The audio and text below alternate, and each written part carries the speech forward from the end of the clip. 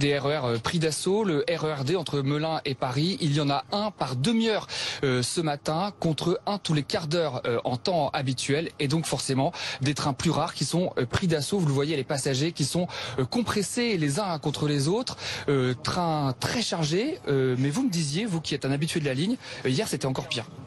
Hier, vous n'auriez pas pu travailler. Hier, il n'y avait pas d'espace entre les gens. Il y avait simplement, j'ai mis 3 heures pour venir de chez moi quand je mets 40 minutes habituellement. Et aujourd'hui, rebelote. Aujourd'hui, on va faire 2 heures. C'est une catastrophe.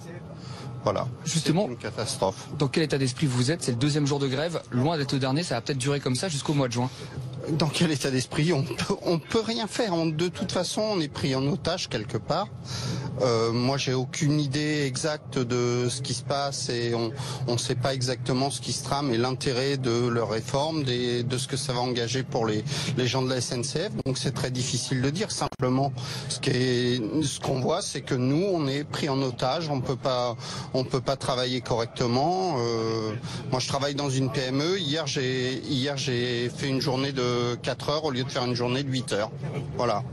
On imagine aussi que c'est épuisant au quotidien d'être dans ces rames bondées, compressées les uns contre les autres. Un petit peu, oui, c'est très très fatigant. Très fatigant. Vous comprenez cette grève? Vous en voulez à qui? Je sais pas pour l'instant, c'est très difficile d'avoir un avis réel. On ne sait pas exactement ce que va être la réforme, on ne sait pas exactement. Ça paraît quand même, le système paraît très bloqué et un petit peu ce qui est embêtant, c'est de dire chaque fois qu'on veut bouger d'un iota quelque chose dans ce pays, il y a une corporation qui se met en grève et qui gêne toutes les autres. C'est un petit peu difficile pour vouloir faire évoluer les choses, ça me paraît gênant.